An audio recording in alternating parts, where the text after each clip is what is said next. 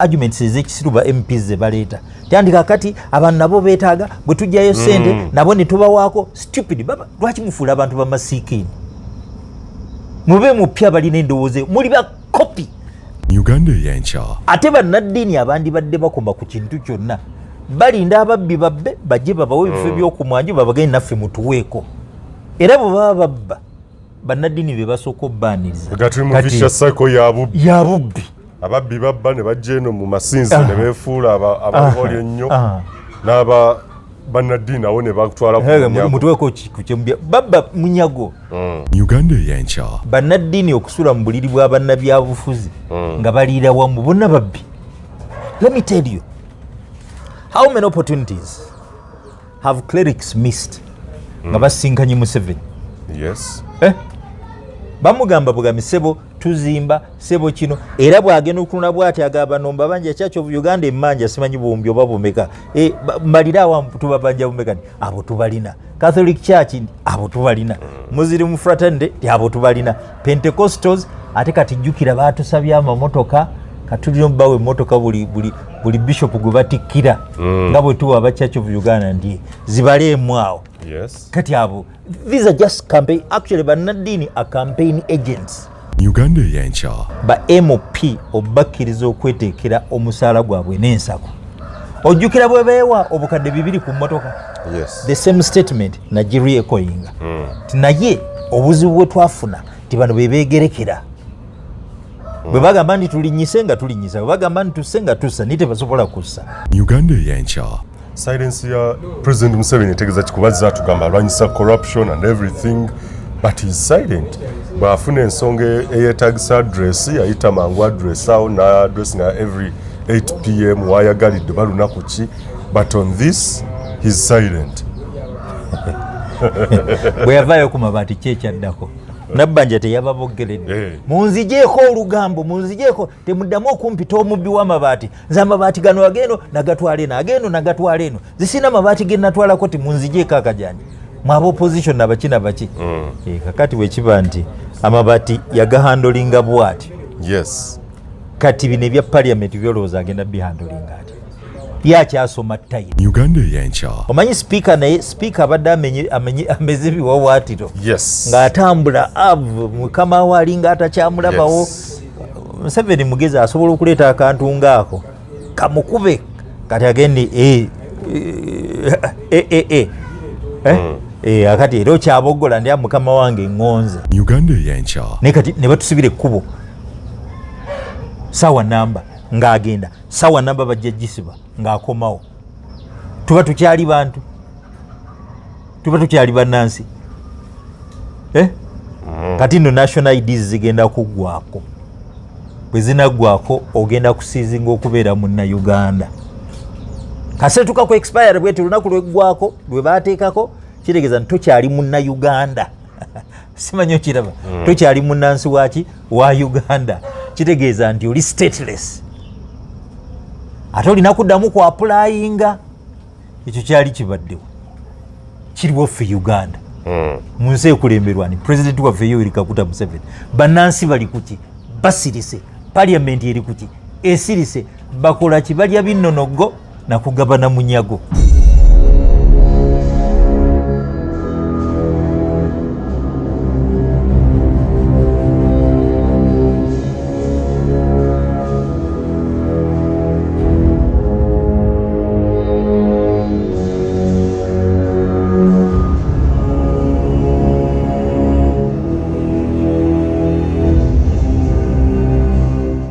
Tubaniriza nnyo abali ku mukutu ogwa UgandaEyenkya mwebale kubeera nga mutugoberera n'okutuwa feedback wa response ko bye tubaweereza.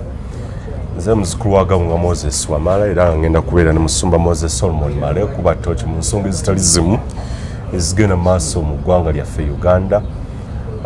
Musawo ekyebyobufuzi tukyalina okuba tochi mu Parliament okugenda mu maaso ku online whereby social media users n'okusinga ddala netizens bagenze maaso okubeera nga exposing the corruption, nepotism, embezzlement, misuse of public funds and misuse of public office ebigenda maaso mu kikolo eggwanga olukulu of which the huge sums of money abakulu bano ze beallocating okuva ddala ku speaker okutuuka ddala ku babaka zigenze maaso okushuukinga bangi to the extent allegations ezimu ezoogerwako eza per diem ya speaker okubeera $4,000 on a daily bw'abeera ng'afulumyemu. Abamu waliwo empapula ezafulumiziddwa nga ziraga bagenda ku hijja oba mu Saudi Arabia e Mecca komekereza nga naye era afunye per diem. Waliwo aba employing abako ab'enganda n'ab'emikwano, waliwo aba employing abantu abatali qualified enough to sit in different positions nga mulina offices ya speaker. So a lot of things happening. Tujja kulaba n'ensonga eya of course waliwo ebigenda mu maaso entalo z'abasumba ebikwata ku bisiyaga. Pastor Robert Kayanja is still on the spot. Abasumba banne bakyamutunuzaamu nnyo emundu bamugamba ssebo twagala oveeyo ogere ku bino, naye n'agamba nti waliwo abakulu bye baamulaza abalala by'okwerinda ebiraga nti waliwo abasumba abakolagana n'abavubuka bano just with an intent of blackmailing him. Omu ku abo azze for many years nga ayogera ku nsonga eno, Pastor Moses Solomon Male ndi naye. We want to understand and go deeper mu issues nene. Musumba nkwaniza nnyo ssebo, nsawo namusize kuba tulaba so tugende mu maaso. Nange neesimye okubeera live. Abatulaba Mukama yeebazibwe, mwebale gye mukola, abalina gye mukola, abatalina mbagamba nti muzuukuke mubeeko ne kimukola. Bwe munaalowooza nti mujja kulinda bababegere mbasekeredde ate mbasaasidde. Okuva ku top ku executive president tiimu ye parliament noza mulabye nti kati bakola kwegaggawaza bokka. Speaker tannakyogere naye president baamubuuza ti olaba otya, baamubuuza ku by'ebbula ly'emirimu. Aga nti abaana okubulwa emirimu basoma bikyamu. Yes. Ne bannamawulire baatyo omubuuza ti ani minister wa education adefininga courses zirina okusomebwa. Then n'agamba nti obwavu obukudde ejjembe mu ggwanga era nsobi y'abazadde baali mu okuteekerateekera abaana baabwe. Naganza abange nabateekerateekera era balabirira bugagga bwabwe bwe nabateekerateekera. Era wawulidde recently bwe yagambye nti yetasaba dawari. Yes. Ye yagaba dawari. Segeza he's stinking wealthy. Naye ng'ate ffe ng'abamumanya abaamulaba yajja n'emmundu ku mugongo nga talina kaalina. Yajja talina kyalina. Nga munnaffe yajja eyayimba mpozani yajja nakaveera lwakyatikka loole munyazi bunyazi. Aga naffe tulaba abajja n'obuveera abajja n'emmundu kati bagagga bazibu. Actually balinga aba promptinga abaana baffe n'abazzukulu tinabo bakwate emmundu basobole okwefunira ku ssente. Kubanga bwe kiba nti kati ssente eziriwo zirina baalwana zirina basobola kuyingira parliament. Kyobalaba abaana basoma abasomye lo nayingira parliament asome ki medic tetukyalina basawo bagweredde mu parliament. Bayinginiya bagweredde mu parliament. Kati kyobalaba nti actually sector development ezikyaliwo kubanga brains twandibadde twetaaga eyo bo baamanya nti eri omudidi gw'ensimbi naffe tugende tuyoole cash bonanza eri sente zaabwerere. Yes. Kyobalaba nga nabagamba kibi nnyo era ndozijjukira twali ku Delta TV. Yes. Nembagamba the mistake we made era njiramu the mistake we made yesi a delegate okuwa parliament obuyinza okweteekera emisaala gyabwe. Yes. Era this is my stand. Yane mukwano go wasalule akikatiza na yangambye obulisa nga ya we made a mistake. Ekiraba? Yes. Bonna baakola ensobi actually twetaaga kati kye tuyita constitutional amendment.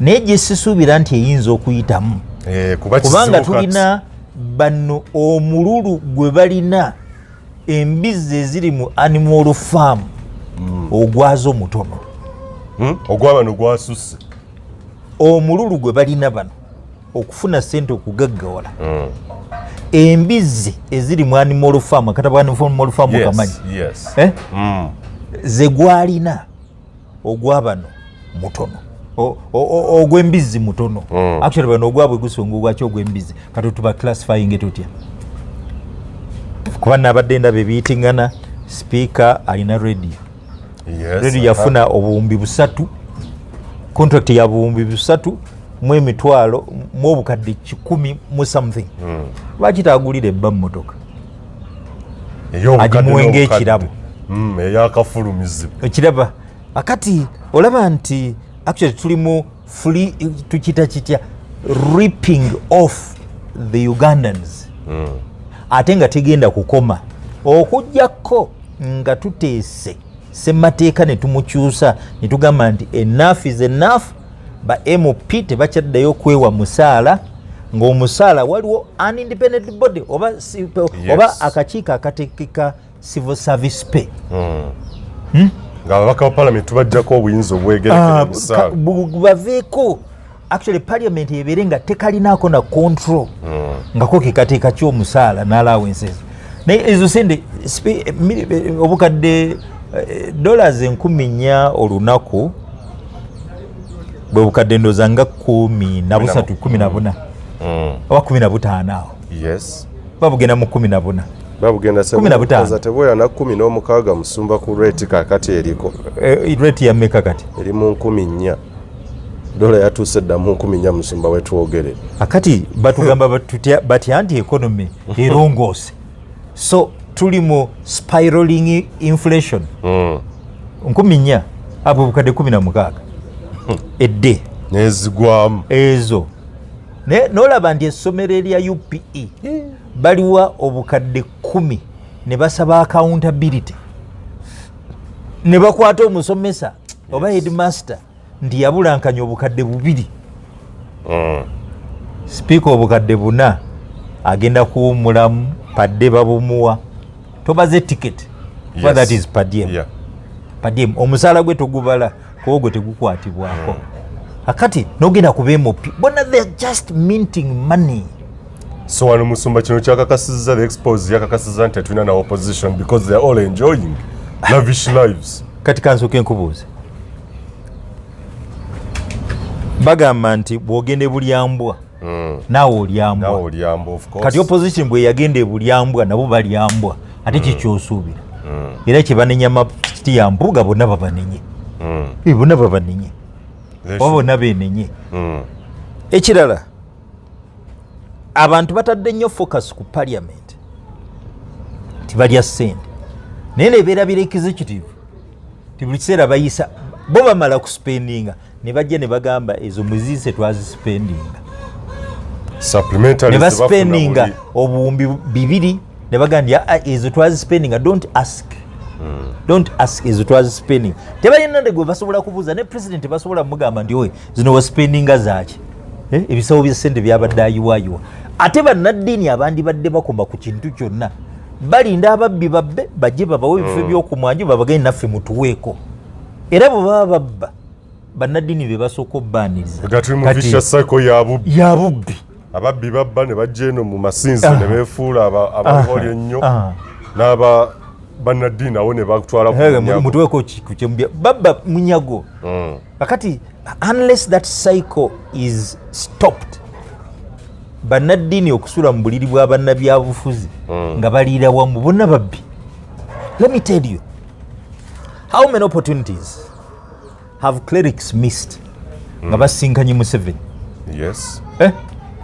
Bamugamba bugami sebo tuzimba sebo kino era bwagenda okuluna bwati agaba nomba banja kyacho Uganda emmanja simanyi bumbyo babumeka malira wa tubabanja bumeka abo tubalina Catholic Church abo tubalina Muslim Fraternity abo tubalina Pentecostals ate kati jukira batusabya amamotoka katulino bawe motoka buli bishop gubatikira ngabo tu aba Church of Uganda ndi zibale mwao. Yes. Kati abo these are just campaign actually bannadini are campaign agents. Bakona mu bannadini are campaign agents. Bwamalo campaigning anayitamne bagandi tuwakaffe. Yes. kati bamala obba wakaabwe nga basirikira buli kikolobero kyonna. Every opportunity bannaddiini gye bafunye nga bali mu maaso ga president ne bana abakungu bonna babagambye bugambi twagala ssente, full stop. Bwe basaba essaala basaba za mirembe. Suppose no, did you feel shocked? Did anything shock you whenever wagenze nga nekangubuli bulijjo nkugamba nti so tolina weweekanze omuntu atafollowinga bigenda mu maaso ye yeekanze nenze nga male. I've always known this. Tewali kyenneekanze, tewali kipya, era kyovala nagamba dda nti ba MOP obakkiriza okweteekera omusaala gwabwe n'ensako. Ojjukira bwe beewa obukadde 2 ku mmotoka. Yes. The same statement Nigeria ekoyinga. Naye obuzibu bwe twafuna ti bano bebeegerekera. Bwe bagamba nti tulinyise nga tulinyisa, bwe bagamba nti tusse nga tussa, ni tebasobola kussa. Simba kitegeeza ki mu kaseera kano we tulinga opposition yetulaga they are fighting the dictator bakola batya naye nga they are part of the rot, economy is sinking, bannansi bakabakoza ennaku zino teroyita mu maduuka mu Kampala nawa agasinga gali empty ne bajja ku TV ne bakulaga nti they are fighting for a common cause balwanirira munna Uganda. As long as Parliament esirika ng'abagwira basensera wano. Parliament esirika ng'abagwira basensera wano. Bagenze mu bulunzi bw'enkoko, bagenze mu kutunda ebibala, bagenze mu kugula kasooli, bagenze mu kwegamba emirimu bannansi gye bandikoze egyetaagisa ssente ntonotono kati abagwira bagiyingidde. Bagenze mu mmere y'enkoko, mmere y'ebisolo, bagenze mu ngoye be bazireeta be bazitunda, abakasiita nabo bakaaba. Simanyi kiraba every sector kati bagisensedde. Ekiseera kigenda kutuuka nga bannansi momboze mu nsi yabowe ate nga tebasobola kubeera bakungu gye batabazaala. Kitegeeza nti gradually kyobola Amini mwagala yafuula economy y'Abannayuganda. Museveni has done totally the opposite. Abannayuganda baavuwala oba balya bikaafu oba bikaafiiri oba balya biki oba bayita bwereere tebibakwatako. Era njagala okutegeeza munnabyabufuzi alina sensitivity ku bantu bakulembera. Oyinza okunoonya mu 100 n'osangamu oba obutasangamu. Kwa bonna ebi-echoing and re-echoing biraga nti batunulidde ekintu ekisente ne bana bayomba nabo bayomba kuba tebazifunye. Singa nabo bazifunye bandisirise. Silence ya President Museveni etegeeza kikubaza tugamba alwanyisa corruption and everything but he's silent. Bwafuna ensonga eyetaagisa address yayita mangu address awo na address nga every 8 PM wayagalidde balunaku ki but on this he's silent.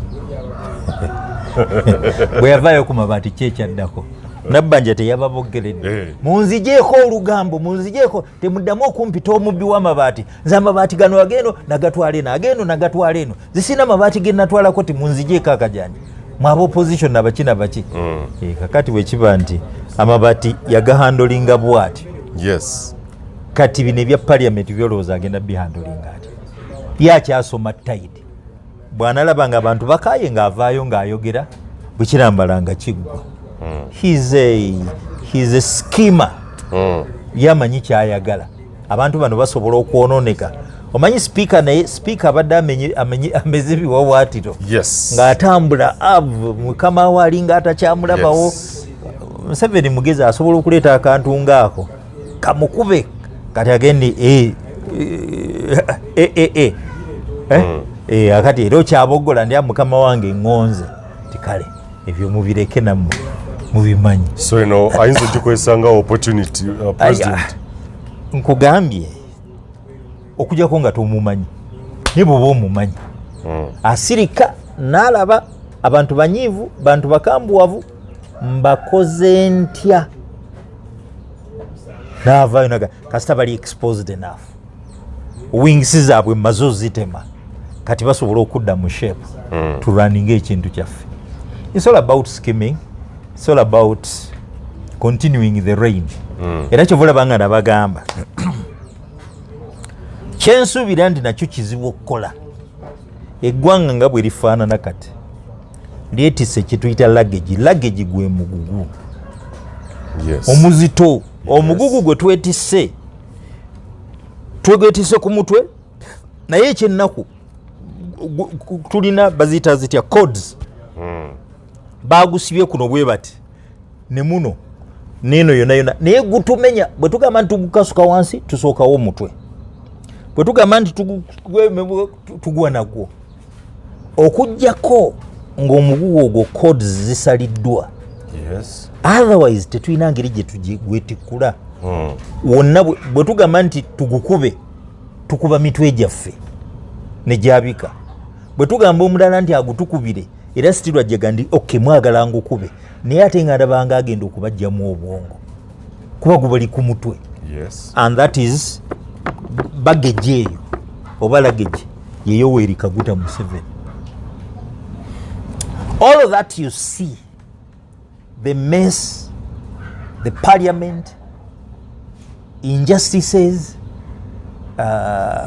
corruptions, impunity, eriwo yonna kuba yagikulembera. Kati bwagikulembera kyokka gitutuuzizaako basajja be baba bamugulira ekkubo ffe batusibira amakubo ne basajja be tubayita bana bamukwatira ensawo bonna ba ministers nabo balina privilege wadde amateeka tegabakkiriza gobagulira ki amakubo. Yes. Mwe mulina ababbi abatambula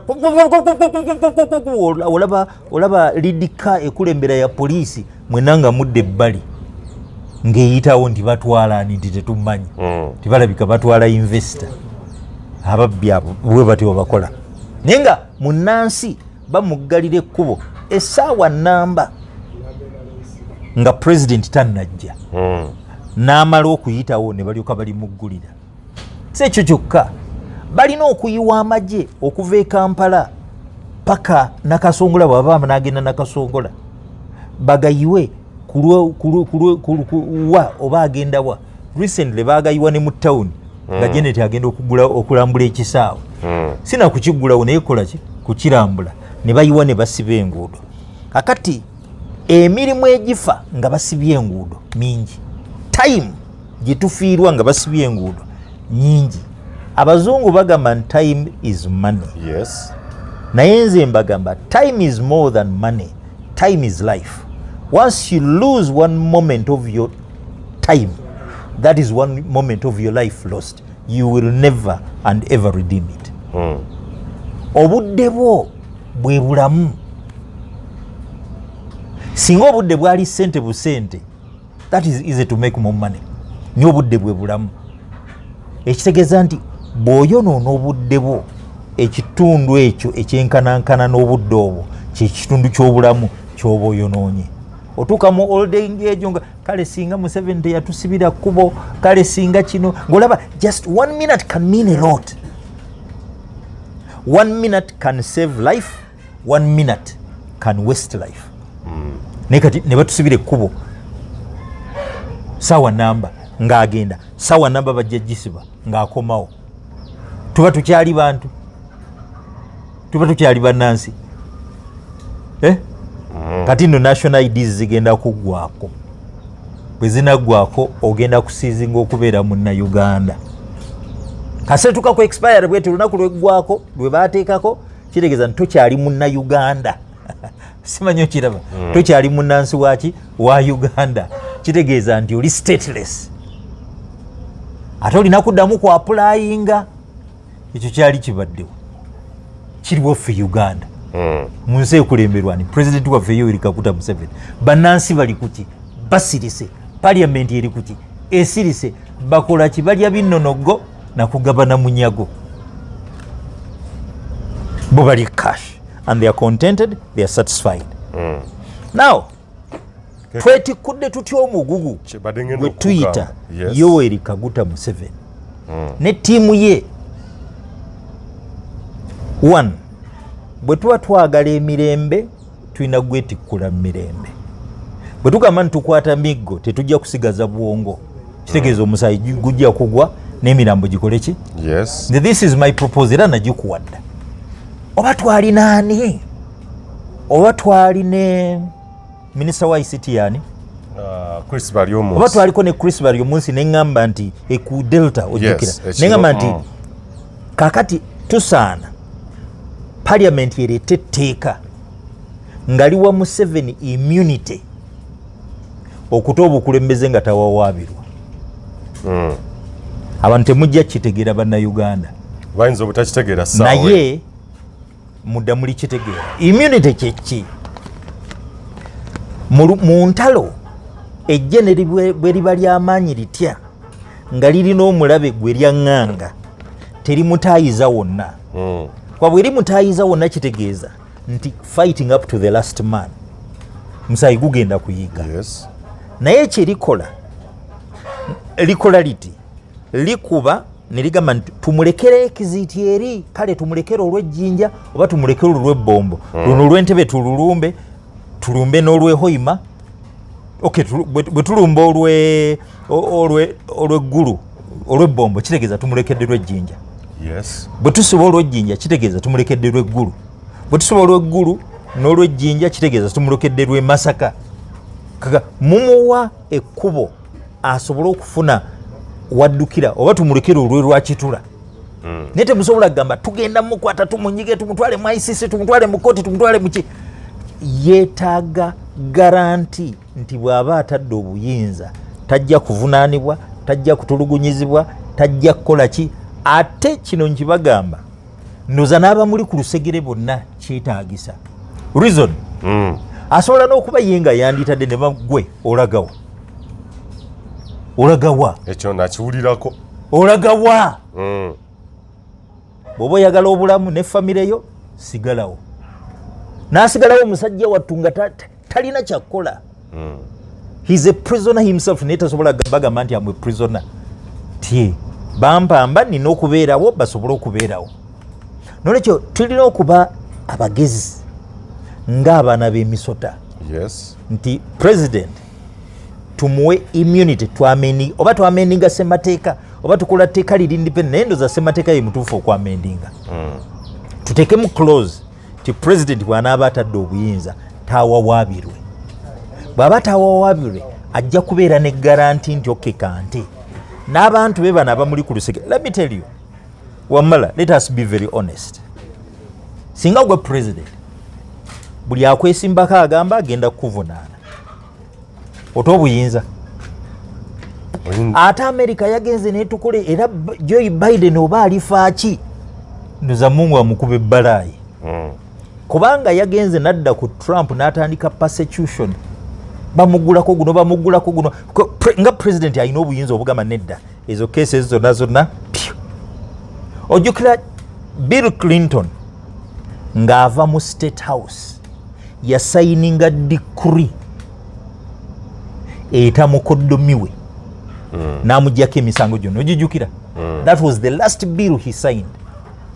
Naye kati Joe Biden nfo kyokkozesa presidential prerogative ye naga nti he's a former president, ebyo byawedde, teyawambye, teyakoze eki, we close the matter. Abadde asobola okikola naye asirize kuba nakyo kyagala entebe. Yes. Kati ate ne basendinga sigina embi ennyo mu Africa. Ate gye bagamba nti baagala demokrasiya ne bagamba abali mu buyinza mu Africa bw'oba oyagala okukijjanya nga Trump bwakijjanyizibwa t'obuyinza. Do you understand my point? Yes. Bw'oba oyagala Yoweri Kaguta Museveni bw'oba oyagala okukijjanya nga Trump bwakijjanyizibwa t'obuyinza gwe mu circumstances obuta. Ekitegeeza nti abantu abatayagala Museveni ate buyinza be bakalubya embeera ye ey'okuvaawo. Singa bonna babadde bagezi bandege nti how do we easen president waffe okuva mu buyinza n'awulira comfort. Kiruba bwe yata obuyinza kyekyaddira. Kiruba bwe yata obuyinza kyekyaddira e Zambia. Bamukakanako, bamuguddeko emisango, bamuggyeko n'obunnansi. Kamuzu gundi Kenneth Kaunda ye yasooka okuta gundi Kiruba naga nti otadde obuyinza n'aleeta dikuri nti tokyali munansi gundi wa Zambia. Yes. Omusajja afuuke stateless abadde president ekyo yinza okikkiriza katulina abagamba nti Museveni munyarwanda. Yes. Oza tategeera omusajja akwata obuyinza agambe nti tokyali munna Uganda. Would you feel happy? No. Ne family ye yonna wamala bwobeera gwe obuyinza obuta nze bwe mbeera nze sibuta nina kulemerako. Yes. Oba bankululira kaliba oba nziba bululu ne bwe mbubba 100% naye nga nkoze eki ng'olemeddemu. Nolwekyo bwe tuba tetwagala mbeereyo nze nga male Moses Solomon era ndowooza naawe wamala bwe nsoma ebyafaayo tetulina mulundi gwe twali tubadde nagwo mu post independence Uganda okukyusa obukulembeze mirembe. Edward Mutesa yagibwako na Mundu. Yes. 66.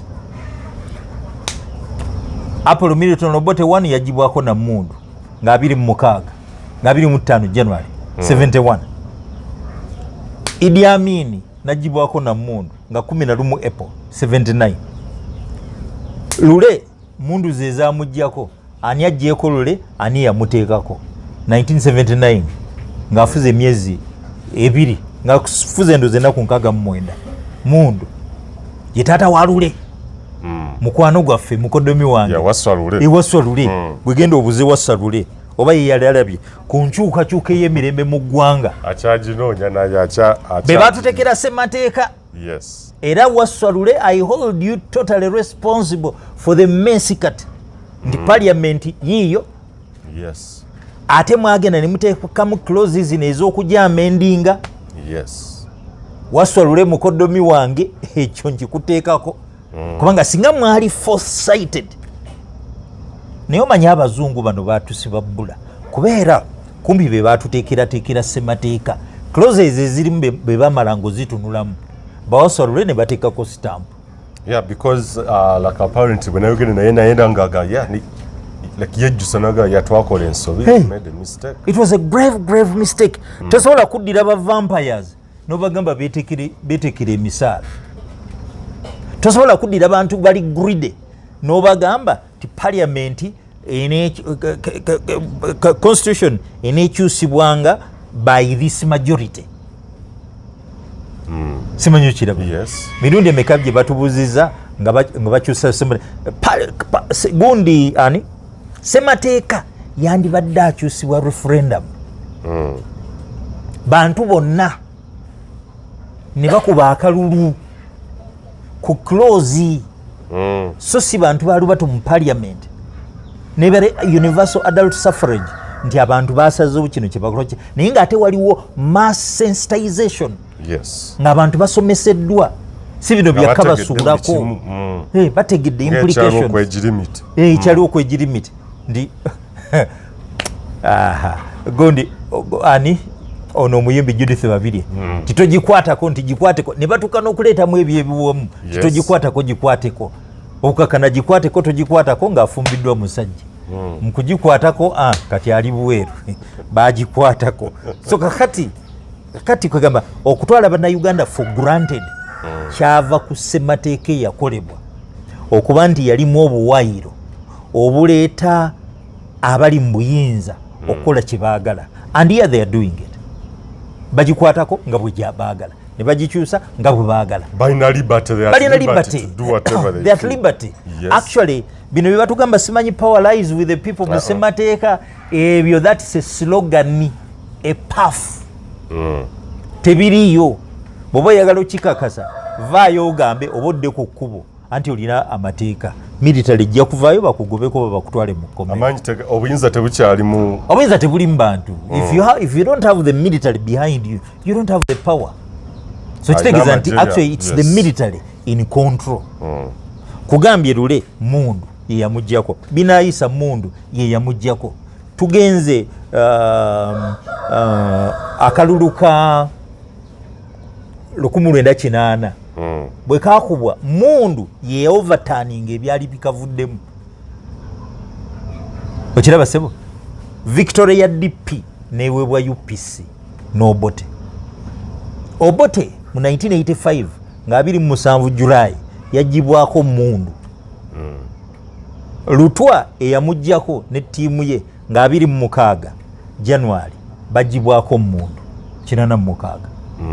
1979 an entire army was wiped out. Ne baddukira Congo, Sudan, Kenya. Abamu bafiire, abalala baregroupinga ne badda ne bakola ebiina nga Force Obote back funa n'ebirala. Ba Moses Ali ne bafominga ekyabwe bakiyita Uganda National Rescue Front. Kubanga baali bajiddwa mu buyinza. The only thing they knew kwe kulwana. Then 1986 another entire army eya Uganda UNLA nekubwa nesala ensalo nezaala offsprings. The Ali Selakwena movement ne gundi Holy Spirit movement. Ali Selakwena siye yalimba Dr. Isaac Newton Ojoko nti bwakwata ejjinja lifuuka grenade buyesiga amafuta afuuka bulletproof. So all of that has happened because of misrule. And 38 years down the road we are still there. Sisuubira nti a mere paper eyinza okukyusa obukulembeze. So that's why Uganda to let us swear bagamba nti let us swallow the pride. Ate nsaba ne President Museveni yaswallowing pride.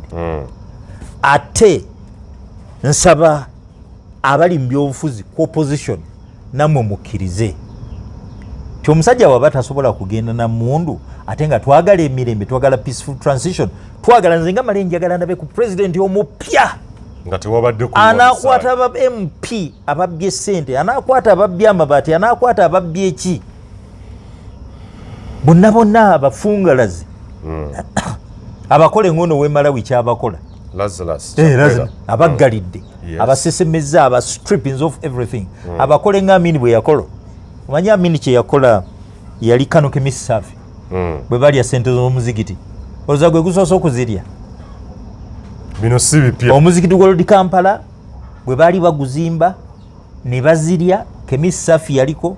Amini n'amujja ku bwa kano n'amudimotinga n'amufuula private. Amaka ge gaali wali ntinda ku lw'ekisaasi era twabeerengawo.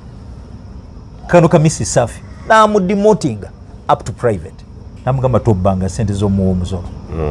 Now what am I trying to say? Mu nutshell, the best way to go okuwona obubbi bwa parliament kuba tujja buyimba, okuwona obubbi obwa executive kuba tujja buyimba, legislature nayo yennyini terina se kuba teri independent. Tosobola kuddira babbi obagambe bateeketeekere abagenda obakwasisa amateeka, abagenda obavunaana nga bamenya amateeka, babateekera emisaala, babawe ne ssente ze baagala. Justice Department ye judiciary erina kusaba through the Minister of Justice ewewe ssente Parliament ne executive. Eri ababbi, yeri abamenyi b'amateeka, yeri ba criminals with impunity, gobasuubira basobola okukikola ekyo. Bawe justice system sente ezigisobozesa okuba prosecuting. No. Have a simple conflict already. Yes. So what do we do? Let us all swallow the pride. Bannayuganda abaliyo manyi obulumi bungi. Nenze mbagamba obulumi Mukama ajja tuyamba okubuwoza tukole ekintu eki. Twamendinga ssemateeka number 1 Parliament erekerawo okweteekera omusaala. Yes. Nga tebalina liberty ya kusalawo. Ate ne commission esobola obbateerawo obbagerekera omusaala ereme kubanga controlling bwa Parliament. Kale wakiri controlling bwe judiciary. Controlling bwani? Judiciary. Kale mwe muteeke niye ate ffe abagenda obbalamula ffe tukontrolinga zemufuna. Ekitongole ndoze ekyandibadde kiweebwa ssente ne kiba nti kyeteekerateekera ye judiciary. President executive ebeere ntegirinaako control ne Parliament ebeere ntegirinaako control. But as long as the judiciary begs, kyova olaba bali enguzi kumale nga bavunaana Wamala. Yes. Simanyi okiraba nga Wamala avunaana male bamulyako enguzi, omusango ne baguzza ku Wamala avunaana male. Wamala ne gumusinga Male n'agamba Wamala obadde neepankirako ddamu nja kulaga ekinaddira bye biriwo. Now bwe tuwamendinga ssemateeka okuggyako Parliament obuyinza okwegerekera emisaala n'ensako, then tukwate ssemateeka at the same time esobola okuba same amendment, ssemateeka eteekemu clause ti president bw'anaavanga mu buyinza taavunaanibwenga byakoze nga ali mu buyinza. Bw'aba yaduumidde poliisi, bw'aba yaduumidde magye, kati ebyo birigenda bikyuka ddi nga batwalwana baweddewo, nga batamanya Yusufu bakoze ki baweddewo. N'Amerika nayo teyatukyuka over ennayo. Okimanyi nti n'Amerika ba blacks batandika okulonda after the civil rights movement, black rights movement, ba Martin Luther King Jr. Ninga America already ewezezza emyaka 2 ninga abaddugavu tebalonda, abakyala nabo baali tebalonda, abakyala baali babeera mu manju nga si bantu, simanyi kiraba. So things evolve. Bwe kibanga ekyo si kye kigenda okukola, then mbategeeza there is another revolution that must come where people must be ready to die. Ate nze ekyo kyesaagala, kubanga abantu bwe bakoowa ne balaba nga batuuse ku kisenge, the ultimate end kwegamba tukooye, they can mobilize. French Revolution olowooza yagiti, they mobilized nga balaba state ebaliko, church ebaliko, ne bamobilizinga. French Revolution netandika, bali bagundi ne babajjako nefuuka republic. Ekiraba? Yes. Now sekyokyuka kubanga nze ntunira plight ya masses, that's what I base on. Nebino byonna bye tulowooza simanyi biki ono ayogedde ne biyitingana ku mtimbe tibooleseza okyafu bwa Parliament, obubi bwa Parliament. Yes, bajja kwongera obwolesa bo bedefending nti bebeteekerateekera ssente era kiri mu mateeka. Yaba kubuuza teeka kiri yamenye segona teyabuuziza tumulete teeka kuba kimanyi mu ssemateeka emulete teeka Mpuuga lyamenye okuli obukadde 5. Yes, si bwe yagambye mulete teeka lyakoze ki, and Mpuuga arrogant says sirina I own. Ojjukira yali Bishop Cyprian Bamoze ebusoga, bamuteeka ku nninga, simanya alidde ssente, simanya byeki, then bagiyita batya provincial assembly ey'aba bishops baatuula ndoza baalina lweza ne bagamba Bishop Cyprian Bamoze alekulire. Bamedia bamubuuza nzijukira WBS yaliko, omanyi yali ekola omulimu omulungi ebiseera ebyo, bagamba nti olaba otya bano balina okukugoba kuba bishop. Agani, as far as I'm concerned, I owe no allegiance to any. Si be bannonda bantu be bakola ki era na walking away nadda mu diocese, he owes no allegiance to any. Okiraba kati wendaba Mpuuga agandi simwe mwannonda abaŋŋamba ŋŋende ku bya ssente ewange banjagala ate olaba bwe batandisa okumobilizinga waabwe twagala Mpuuga, twagala Mpuuga, kati bigenda kukyuka ate eddiini ate biki okakkana nga they lose the mark. You cannot fight. Temusobola kuba nti mwagala kukyusa government ate kati mutandise kwolekaganya mmundu. Nze nkulembera olutalo lw'ebisiyaga mu ggwanga, naye buli wetuuka ku lutalo olwo mulimu ebimu bye ŋŋamba nti let me ignore. Kuba bwe nalutandika mulimu abajja nga baagala ssente, mulimu abajja baagala mannya, mulimu abajja baagala tutumu. Nze mine is a genuine cause. Nga leader olina wootuka noga nti okay, sijja kambaleke ku byabwe ebyo, cause gaining a momentum. Yes. Ebisigadde tunaabirabire naye nga at least abantu bategedde there is a challenge. That's what I did. Abagala okubeera big ne bagamba nze nduumira olutalo, nze nange nennessa wansi nenfuuka small. Era bwe twali tulaunchinga cause against cults mu 2006 wali ku gundi gye yali abeera Jen Tumwine Nakasero kuba we twalonkingira bangamba wadde nze naleeta ekiteeso na buli kimu kyonna kyonna era nze nalina ground ate nga nze manyi ekigenda mu maaso bangamba nti nze sijja kwogera banange bye bagenda okwogera. Bishop Zack Niringi ye yali keynote speaker abalala ne boogera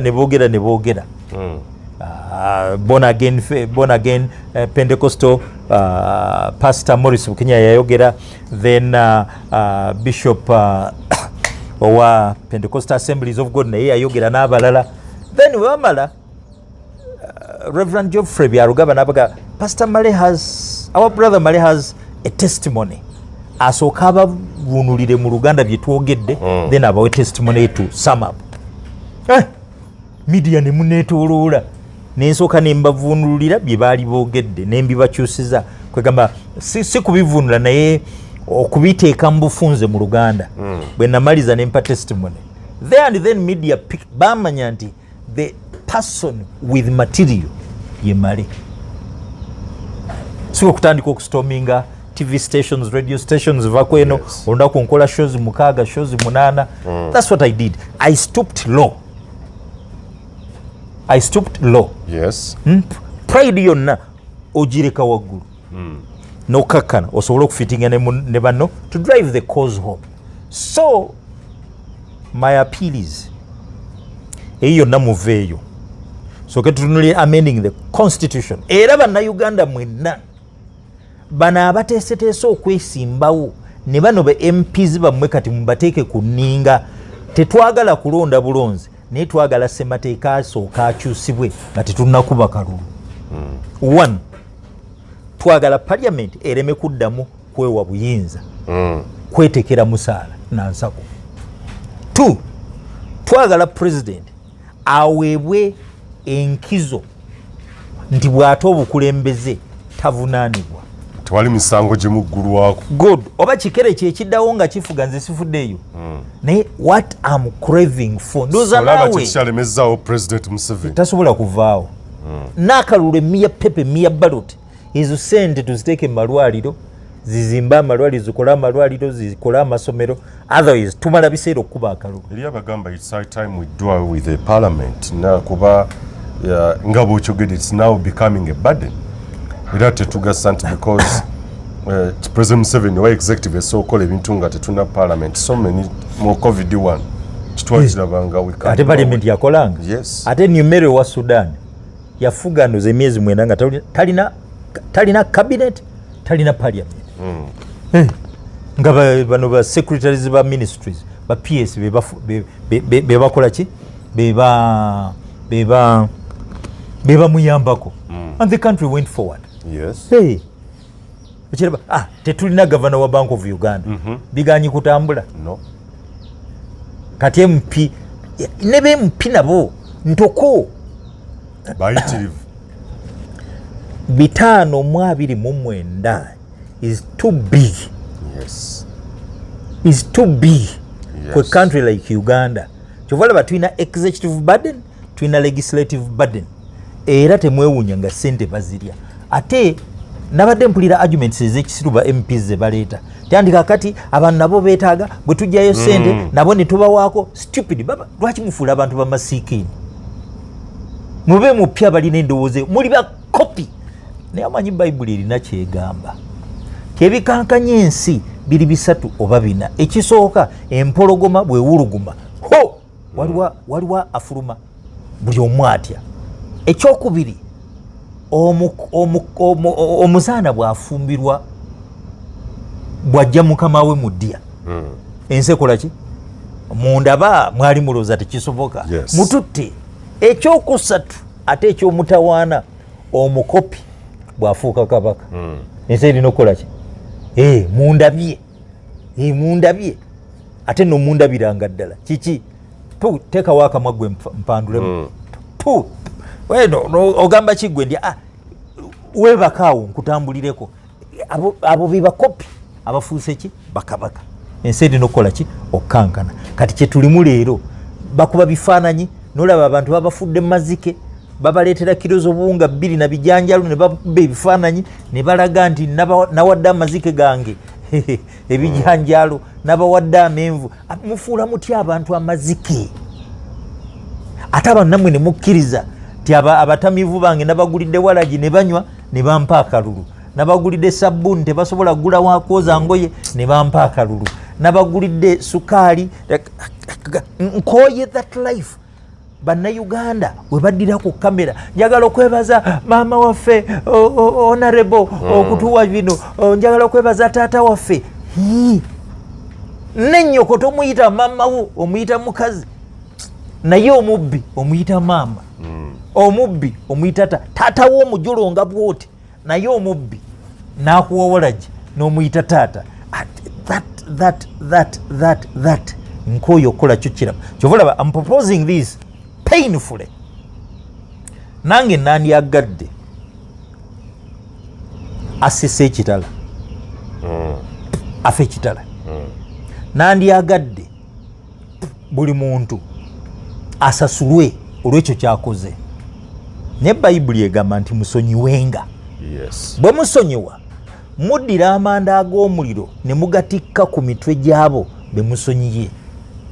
I think it's a high time we forgive President Museveni ne tiimu ye olw'ebyo byonna byonna byako. Manya abantu eriyo abali abaga ate mala ayogera ki ate but you see, if we are going to solve a problem nga buli omu agamba Museveni ye problem, then tumwejjeeko tutya? Let us give him a leeway. Dawali emiguwa gino gyatusibyemu gitulina mu bulago, bwe tugamba nti tumukasuka tugambe kale tuleteka crane kamutujjeko. Bwe kamutujjako ensinga evaako kuba kamusitula ali waggulu. Tukoze tuti tuleteka crane, bukureni bubeere bubiri, akamu kasigale wano nga katusibye tetusobola kuvaawo, akalala kamukwate eno kamutusituleko. Kiye kituvaako si mutwe. Yes. Akati if that is the scenario nti bwe tukakoolwa empaka okumwejjako tufa ng'eggwanga, tuyinza okwaka omuliro nga Sudan, tuyinza okwaka omuliro nga Libya, tuyinza okwaka omuliro nga ewa Saddam Hussein, tuyinza okuba nga Somalia gye tugenza okukuuma emirembe. That's where I don't want us to go. And if we don't want to go there, then tulina okukkiriza nti okay, abali hati bali hati, abatiddwa batiddwa, obubbi bugenza abalala bali too rich, bafuse na too rich to steal wadde bakyabba. Naye we must have a fresh start. Abantu bano tubakoze tutya? Tubagambe ntujja bavunaana tubajjeko obugagga, tubagambe tujja batta tubajjeko obugagga, tubagambe tugenda basiba. I think it's better. Maturity dictates, prudence dictates. Let us create a way of giving them immunity from prosecution, and that can only be done by a constitutional amendment. Kiberere ddala mu tteeka. Tyolire bw'avaayo nti njagala musiba ndi asebo amateeka tetulina mwe tumusibira. Leave him. Okay. Tujja kuba n'emirembe mu ggwanga. Tulabe continuity. Bwentyo sebo bwe mbuzizza. UgandaEyenkya.